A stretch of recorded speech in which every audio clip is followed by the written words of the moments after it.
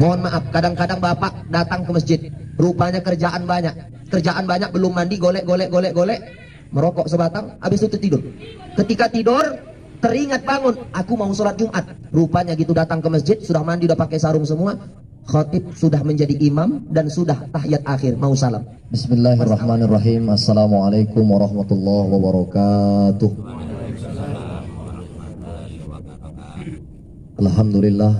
Alhamdulillahilladzi hadana li hadza wa ma kunna linahtadiya laula an hadanallah. Asyhadu an la ilaha illallah ya zal jalali wal ikram wahdahu la syarika lah wa asyhadu anna Muhammadan abduhu wa rasuluhu alladzi la nabiyya ba'd. Qala Allah ta'ala fi kitabihil karim wa huwa asdaqul qailin wa biqaulihi yahtadil muhtadin. A'udzu billahi minasyaitonir rajim. Bismillahirrahmanirrahim. Wal 'asr. Innal insana lafi khusr illa alladziina amanu wa 'amilus shalihat wa tawassaw bil haqq wa tawassaw bis sabr. Shadaqallahul adzim summa shadaqallahul adzim wa nahnu 'ala dzalika minasyahidin wa wasyakirin walhamdulillahi rabbil alamin. Banyak-banyak terucap dari lisan ini lafaz alhamdulillahi rabbil alamin. Banyak karunia Allah, andai kita hitung satu persatu dari nikmat yang terbesar sampai nikmat yang terkecil. Apa kata Quran, wa in ta'uddu nikmatallah la tuhsuha. Kalau kamu hendak menghitung nikmat Allah, sungguh kalian tidak akan sanggup. Maka yang layak banyak-banyak berucap alhamdulillahi rabbil alamin. Salawat beriringkan salam, mari selalu senantiasa tercurah dari lisan ini ucapan Allahumma salli wa sallim wa barik alaih. Mudah-mudahan kelak kita diakui sebagai umatnya di yaumil mahsyar kelak, amin ya rabbal alamin. Yang saya hormati terkhusus kepada berkeluarga besar di rumah ini, begitu juga orang-orang tua kami, ayahanda, abangda, yang besar tak bisa kami himbau gelar, yang kecil tak bisa kami sebutkan nama. Tapi orang-orang yang senantiasa istiqomah hadir di majelis ilmu, majelis ta'lim, menyambung silaturahim, maka orang-orang itu termasuk orang-orang yang mendapat kebahagiaan, dan tidak hanya kebahagiaan di dunia, melainkan Allah akan berikan kebahagiaan di akhirat. Maka sama yang seperti kita doakan, doa itu disebut dengan doa sapu jagat. Rabbana atina fid dunya hasanah wa fil akhirati hasanah wa qina adzabannar. Doa itu hampir sering setiap kita sholat dibaca oleh Pak Imam, dan sebelum ditutup dengan kalimat-kalimat kebaikan maka dibaca. Doa itu pula disebut dengan doa sapu jagat. Hari ini kita hidup berapa lama? 50, 60, 70 penyakit datang. Ketika penyakit itu datang, maka sebab penyakit itulah tanda-tanda. Jadi kalau ada hari ini orang berkata, Ustadz saya belum tahu lagi kapan meninggal. Sebenarnya tanda-tanda yang paling nyata yang diberikan Allah Subhanahu wa taala kepada kita adalah penyakit. Ketika penyakit itu sudah datang, dulu mata ini tajam. Jauh orang kawan kita belum lagi sampai, sudah tanda kita, oh si Polan. Tapi sekarang nih ketika hadir, jangankan lagi jauh, dekat saja pun dah kadang-kadang kalau tak bertegur sapa, tak tahu kita. Dibilang sombong, padahal kita tak nampak siapa itu. Sebenarnya itu adalah tanda-tanda yang hari ini Allah berikan kepada kita.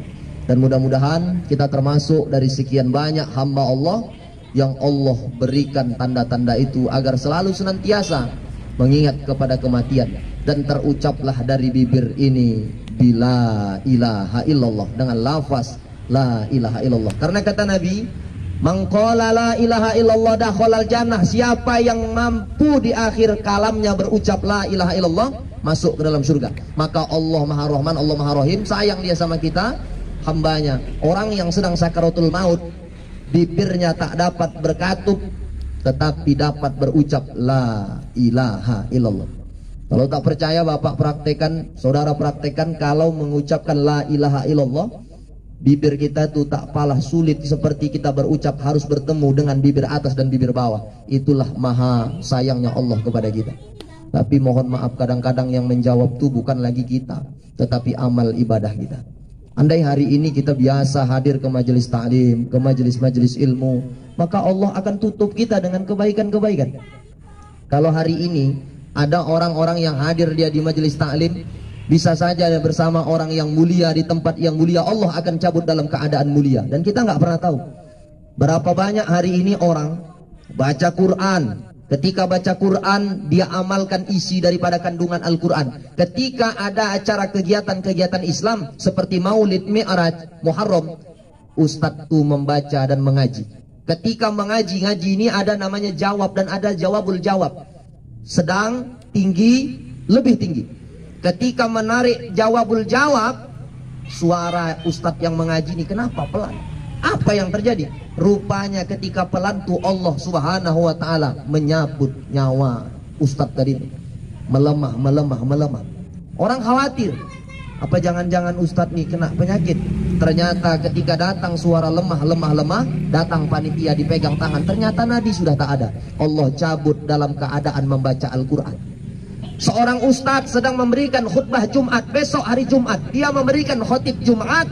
Ada rukun, ada khutbah pertama, ada khutbah kedua. Ketika khutbah kedua, innahu huwal ghafurur rahim, duduk berdoa, berselawat kepada Rasulullah. Ketika itu ditunggu-tunggu sama jamaah, kenapa ustadz ini tak naik-naik? Kenapa dia tak menyampaikan khutbah yang kedua? Datang satu dipegang, ternyata badannya sudah dingin, nadinya sudah berhenti. Allah cabut dalam keadaan mulia. Hari Jumat dalam masjid bersama orang-orang yang mulia, orang yang sedang bersuci. Kita mohon maaf, belum tahu lagi kapan kita Allah akan cabut. Maka mudah-mudahan ini luar biasa. Ada pengajian, kemudian bersilaturahim, berkumpul, maka berkah-berkah itu akan datang kepada kita. Saya dengar tadi protokol menyampaikan ada pengajian juga di musola, ada pengajian juga setiap 2 pekan sekali. Dan ini insya Allah menambah amal kita. Allah akan masukkan kita ke dalam surga, mohon maaf, bukan karena ibadah kita tuh banyak, bukan karena sholat kita tuh rajin, tapi kadang-kadang berkah dari doa seseorang. Pernah terjadi di zaman Nabi Musa alaihissalam, anak muda tuh dikatakan kepada Nabi Musa, ya Musa, nanti engkau di dalam surga bersama anak muda. Nabi Musa nih heran, apa sih keistimewaan anak muda itu sehingga dia nanti jadi temanku di dalam surga? Datang Nabi Musa ingin menengok apa yang dilakukan anak muda tadi. Datang dia ke rumahnya, ternyata cuma jualan daging ke pasar. Ketika dia pagi dia bawa dagangannya, siang dia bawa dagangannya, kembali pulang, habis tak habis dia bawa pulang. Ternyata di rumah tuh ada seorang wanita lumpuh, kakinya batanya buta. Siap dia jualan, dia masak daging yang dia jual tadi, dia kasih bumbu, dia kasih makanan yang lezat tadi, dan dia suapkan kepada emaknya. Emak tuh buta tak bisa jalan, dikasih setiap kali dia pulang jualan, dia suapi dengan tangannya. Ternyata ibu kandungnya tadi setiap kali dia suapkan, selesai dia suapkan, ibunya selalu berdoa. Apa doanya? Ya Allah, kau masukkan anakku bersama Nabi Musa alaihissalam. Doa inilah terucap terus dari bibir ibu yang ikhlas. Inilah yang menjadi asbab anak muda itu menjadi kawan Nabi Musa alaihissalam. Jadi hari ini mohon maaf Bapak, Saudara, kadang-kadang kita nanti masuk surga boleh jadi karena kesaksian kawan kita semasa hidup di dunia. Ketika masuk surga semua, tapi dari ujung ke ujung, dari sudut ke sudut, aku tak nampak sahabatku, padahal dulu kami sering ikut pengajian, padahal dulu kami saling menyambung silaturahim. Maka adalah yang namanya syafaat kawan-kawan yang soleh. Ya Allah, dulu kami pernah ikut pengajian di Serejo, ya Allah, kenapa sekarang ini dia tak ada di surga bersama kami? Aku mohon ya Allah, masukkan dia ke dalam surga bersama. Kita tak pernah tahu. Ayahandaku jamaah yang dimuliakan oleh Allah Subhanahu wa taala, maka tidak terasa sekarang ini kita sudah masuk di bulan Safar. Bulan di dalam Islam itu sama ada 12 seperti bulan-bulan Masehi. Habis Muharram, Safar, setelah Safar Rabiul Awal. Tidak terasa masuk kepada lahir manusia agung. Tak akan diciptakan dunia ini. Laulaka ya Muhammad, kalau tidak bukan karenamu ya Muhammad, tak akan kuciptakan bumi dan seisinya. Itu hadis qudsi. Jadi karena Muhammad, karena Nabi Muhammad lah dunia ini ada, termasuk kita. Bahkan Nabi Adam punya suatu langgaran yang dia memakan, yang Allah haramkan ketika di dalam surga. Apa? Semua boleh kau datangi, semua boleh kau ambil, semua boleh kau dekati, tapi ada satu kata Allah, jangan pernah kau makan apalagi kau dekati syajaratul khuldi, pohon daripada khuldi. Tetapi yang namanya manusia dibisii, digoda, maka dimakan oleh Adam. Allah murka, Allah turunkan Nabi Adam alaihissalam ke dunia. Ketika Allah turunkan, bermohon Nabi Adam alaihissalam, ketika di dalam doanya dia sebut nama Muhammad. Berkat nama Muhammad, ya Allah, aku bermohon bermunajah kepadamu. Allah bertanya, bukan Allah tak tahu, tapi Allah mau kasih tahu kepada orang yang mau tahu dan yang tak mau tahu. Ketika itu dia tanya, kenapa kau sebut nama Muhammad ya Adam? Apa kata Nabi Adam alaihissalam? Ya Allah, aku tak tahu siapa itu Muhammad, dan aku tak tahu apa itu Muhammad, makhluk apa itu Muhammad. Tapi ketika kau hendak menciptakanku, ketika kau hendak meniupkan ruh, wa nafakhta fihi ruhi, ketika kau hendak meniupkan ruh kepada jasadku, wa rafa'tu ra'si, ku angkat kepalaku, wa ra'aitu ismaka, dan ku tengok di dinding-dinding aras namamu bersanding dengan nama Muhammad, nama Muhammad bersanding dengan namamu. Aku tak tahu dia makhluk apa, aku tak tahu dia siapa, tapi rasanya nggak mungkin nama itu bersanding dengan namamu kalau Muhammad itu bukan manusia dan makhluk yang mulia. Maka aku bertawasul dengan nama Muhammad. Karena disebut nama Muhammad, dikabulkan segala pinta Nabi Adam alaihissalam. Maka disinilah jadi dalil kalau kita berdoa tidak menyebut nama Muhammad, maka doa itu tidak diterima oleh Allah subhanahu wa ta'ala. Maka alhamdulillah, puji-pujian, wassalatu wassalam, solawat kepada Nabi. Besok hari Jumat khotib naik mimbar, nggak dibacanya solawat, tak sah solat Jumat. Kalau gugur solat Jumat, diganti menjadi solat zuhur, balik ke asal. Orang yang batal sholat Jumat gugur diganti menjadi sholat zuhur. Mohon maaf, kadang-kadang bapak datang ke masjid, rupanya kerjaan banyak, belum mandi, golek, merokok sebatang, habis itu tidur. Ketika tidur teringat bangun, aku mau sholat Jumat. Rupanya gitu datang ke masjid, sudah mandi, udah pakai sarung semua, khatib sudah menjadi imam dan sudah tahiyat akhir, mau salam. Pas awak takbir, kata imam, assalamualaikum warahmatullah, assalamualaikum warahmatullah. Timbul pertanyaan, ini cemana kalau macam gini Ustaz? Kalau sholat maghrib kan jelas Ustaz. Kalau awak datang, imam sudah rakaat terakhir, udah mau tahiyat akhir, awak datang, imam salam, awak berdiri. Berapa yang ketinggalan? 3.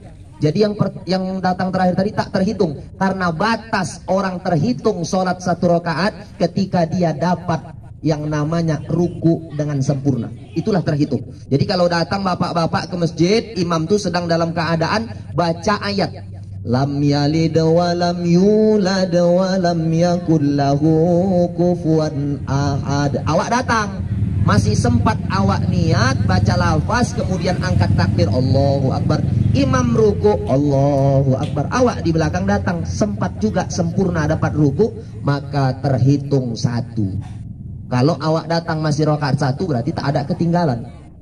Begitu cara menghitungnya. Jadi kalau itu sholat maghrib, ini sholat Jumat. Sholat Jumat 2 rakaat. Jadi gimana Ustadz? Inilah yang disebut ada niat tapi tak ada pahala. Niatnya sholat Jumat, tapi karena khatib atau imam sudah salam, awak berdiri bangkit kerjakan sholat zuhur. Berapa rakaat? 4. Karena tadi awak tak dapat, maka digantilah menjadi 4. Itulah ada sholat tapi tak ada pahala. Namanya bukan sholat Jumat tapi sholat zuhur. Ustadz, saya datang pas imam rakaat 1. Kalau rakaat 1 awak datang, awak berarti ketika imam salam nanti awak cukup mengerjakan 1. Nama sholat itu masih sholat Jumat karena tertinggal 1 rakaat. Tapi kalau tertinggal 2 rakaat sama sekali nggak dapat gerakan imam, hanya ketika dia menunggu tahiyat akhir, maka kerjakanlah sholat itu namanya sholat zuhur. Gitu Ustaz? Iya. Jadi pendapat ulama termasuk ada namanya Ibnu Utsaimin, mufti Saudi Arabia, ada di Mekah itu yang terkenal bin Bas, Syekh bin Bas, ada Syekh Utsaimin. Nah, ini mufti-mufti kalau kita MUI, pendapat-pendapat yang terkenal termasuk di sana mufti. Mereka berpendapat begitu, kalau cara mengerjakan sholat Jumat yang masbuk namanya tertinggal, maka kalau imam itu sudah tahiyat akhir, maka kita bangkit mengerjakan sholat zuhur, tidak lagi namanya sholat Jumat. Dan khatib yang tak membaca salawat Nabi, maka gugur sholat Jumat. Jadi sebelum khatib itu turun, inilah bapak-bapak perlu mengingatkan kepada khatib. Nampaknya sepele Jumat, tapi kalau rukun khatib ini kurang, rukun khutbah ini kurang. Berapa rukun khutbah? 5. Pertama, alhamdulillahirabbil alamin. Kemudian salawat Nabi, Allahumma sholli ala sayyidina Muhammad. Kemudian ucapan takwa, ittaqullaha haqqa tuqatih atau usikum wa nafsi bittaqullah. Keempat, firman Allah, ya ayyuhalladzina amanu taqullaha wa qulu qawlan sadida, dan seterusnya. Kemudian pada khutbah kedua doa Allahumma ighfirlil muslimina wal muslimat wal mu'minina dan seterusnya. 5 ini sudah terpenuhi, maka sholat Jumatnya itu sah. Gampang kan Ustaz? Gampang, gak ada yang sulit, yang penting mau belajar. Ini kadang-kadang ditunggu khotib, rupanya khotib naik sepeda motor, bannya pecah, masjid masih jauh, ditunggu, orang udah mau pulang. Awak asik menunggu khotib karena tak datang-datang, dipikir khotib tadi nih, udah ada penggantinya nih, tak dapat lagi terkejar nih. Masjid awak asik belum naik, orang udah pulang, awak masih mau sholat Jumat. Nauzubillah. Maka kalau bisa di masjid tuh dikader khotib-khotib anak-anak muda tuh. Maka luar biasa kalau hari ini bapak-bapak memasukkan anaknya ke sekolah berbasis Islam, banyak di sini sekolah-sekolah Islam, banyak masukkan anak. Ketika masukkan anak ke dalam, insya Allah besok lusa hadir anak-anak yang ahli ibadah, khatib bisa, apalagi menyolatkan kita meninggal, luar biasa. Kawan saya di sini ada di sebelah kiri saya, Pak Hardi. Kami sama mengajar, kami juga dulu sama di pesantren. Luar biasa ketika meninggal almarhumah emak beliau. Siapa yang menjadi imam? Saya tengok beliau menjadi imam. Dengan sedih, dengan ringat. Tapi begitulah. Kita cinta kepada orang tua, kita sayang kepada orang tua, tapi Allah lebih cinta. Dan ini tak bisa kita pungkiri, dan besok kita akan dipanggil oleh Allah Subhanahu wa taala. Maka paling tidak didik anak-anak kita nih kepada pelajaran-pelajaran agama. Bapak, saya yakin hadir kita kumpul malam ini, kita semua punya anak di rumah, duduk panggil mereka. Ayo, udah maghrib, duduk, kumpul. Ngaji. Anak pertama ngaji, buka. Anak kedua ngaji, buka. Anak ketiga ngaji. Duduk kumpul, istri kalau perlu ajak ngaji sama. Kalau dulu ingat saya disampaikan oleh nenek saya, disampaikan oleh ayah saya, tahun-tahun nggak enak dulu masih ngaji, tak pakai lampu macam kita saat ini, pakai lampu petromak, pakai lampu sentir, bawa lilin. Kalau datang ke rumah guru ngaji bawa gula, bawa minyak lampu. Habis ngaji hitam muka, hidung dia hitam karena kena lampu sentir tuh. Sekarang nih terang tapi payah anak-anak mengaji. Kalau sekarang nih habis maghrib, laptop kuat, TV kuat, HP kuat. Kemana budaya-budaya Islam dulu? Kalau kita masuk ke kampung dusun 1, dusun 2, satu belajar berjanji, satu belajar marawis, satu belajar nasyid, semua keagamaan tuh diisi. Tapi sekarang nih mohon maaf, kadang-kadang rumah tuh besar tapi tak pernah dibacakan Quran.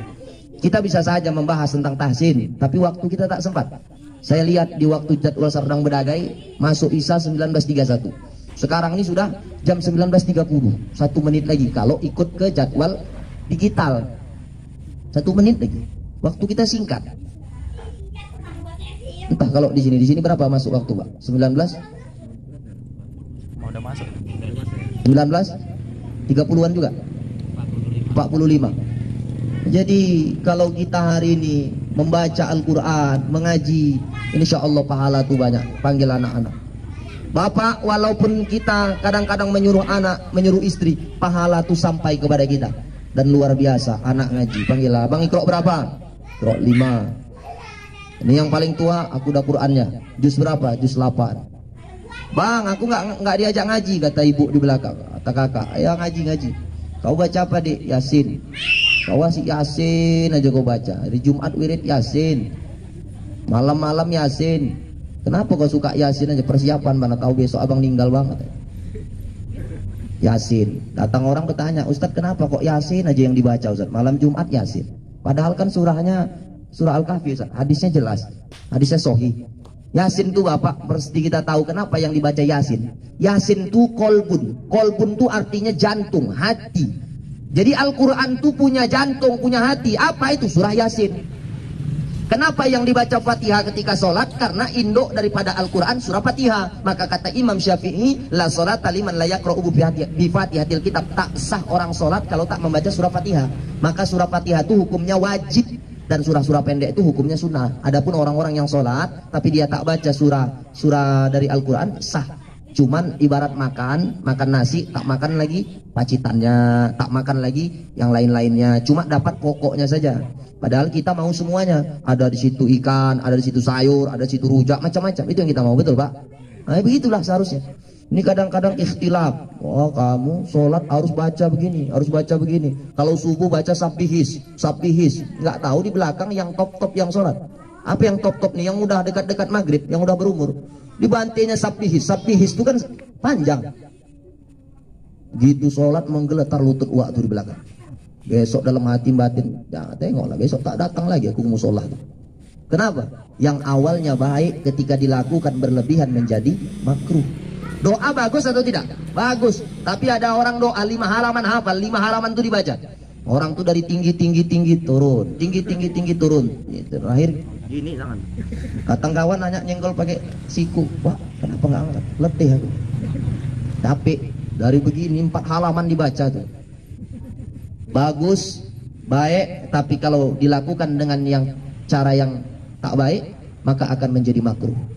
Maka ayahandaku yang dimuliakan Allah Subhanahu wa taala, ini bulan Safar, orang banyak menyatakan bulan Safar ini bulan sial. Bulan Safar ini bulan penuh dengan kekecewaan. Buka usaha jangan bulan Safar ini bulan sial.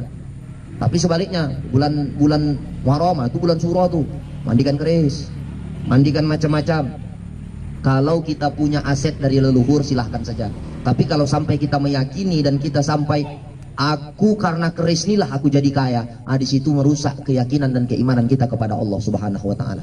Bulan Muharram tuh kenapa banyak orang-orang kita khususnya Jawa disebut dengan bulan Suro, bulan Suro. Bulan Suro ini kalau mau buka apa-apa itu bagus rezekinya. Karena di dalam Islam itu sendiri banyak keajaiban-keajaiban istimewa terjadi di bulan Suro. Termasuk Nabi Musa. Nabi Musa itu punya tongkat. Tongkatnya itu bisa membelah air. Allah dapat lebihkan mukjizat Nabi Musa itu pada tanggal 10 Muharram. Nabi Adam, Allah turunkan dari surga pada tanggal 10 Muharram. Dan Allah kabulkan doa Nabi Adam itu pada tanggal 10 Muharram. Nabi Yakub buta matanya tak bisa nengok, Allah angkat, Allah sembuhkan Nabi Yakub pada tanggal 10 Muharram. Nabi Yunus ditelan oleh ikan yang besar di dalam perut, tak mati-mati.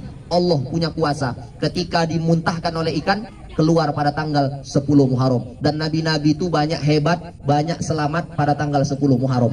Tapi jangan sebaliknya, bulan Safar ini dikatakan bulan sial. Di dalam Islam itu tak ada yang namanya sial. Semua itu sudah diatur dan sudah ditetapkan oleh Allah. Adapun orang-orang dekat sama kau sial aku, kenapa? Baru bentar aja udah diberai burung aku. Tidak. Semua itu sudah ditetapkan, sudah diatur oleh Allah. Maka apa kata syair Arab? Kata syair Arab, la tasqutu waraqatan illa biiznillah. Daun itu saja pun nggak akan jatuh kalau tak ada izin Allah Subhanahu wa taala. Melainkan semua itu sudah diatur dan sudah ditentukan oleh Allah. Hari ini Bapak punya usaha, ada jual ikan, ada usaha menerima barang-barang bekas, ada usaha sawit, ada usaha sawah dan semacamnya. Orang banyak mencontoh usaha kita nih. Bisa orang tuh mencontoh, tapi mohon maaf, satu yang nggak bisa dicontoh orang tuh, rezeki masing-masing. Bapak protokol dengan bapak di sampingnya, rezekinya apakah sama? Tidak. Dia bisa sama buka usaha grosir, tapi grosir satu dengan grosir yang dua belum tentu sama. Itulah yang namanya rezeki tuah badan. Maka Allah akan matikan seseorang ketika rezekinya sudah diberikan kepada Allah semuanya. Jadi kita hidup ini rezeki ini sudah diatur. Jadi kalau kata Tuhan kita belum kaya, mau ngepet, mau korupsi sekalipun, maaf cakapnya, nggak akan bisa kaya. Karena Allah sudah tetapkan itu. Cuman jangan karena gini besok di rumah tanya sama kawan, kan nggak kerja? Enggak. Nengok kok, rezeki kan harus diatur Tuhan. Terus malas-malesan, datang istri bang nggak kerja, enggak. Dengar pengajian Ustadz Ikrom semalam katanya rezeki udah diatur Tuhan, udah lah tidur-tidur aja lah kita katanya. Ya nggak gitu juga. Kita jemput, kita usaha. Ketika terjadi setelah usaha, maka itulah takdir kita. Takdir itu terjadi, ingat, setelah adanya usaha. Dan Allah tetapkan itu. Dan kita sebagai penentu daripada itu semua.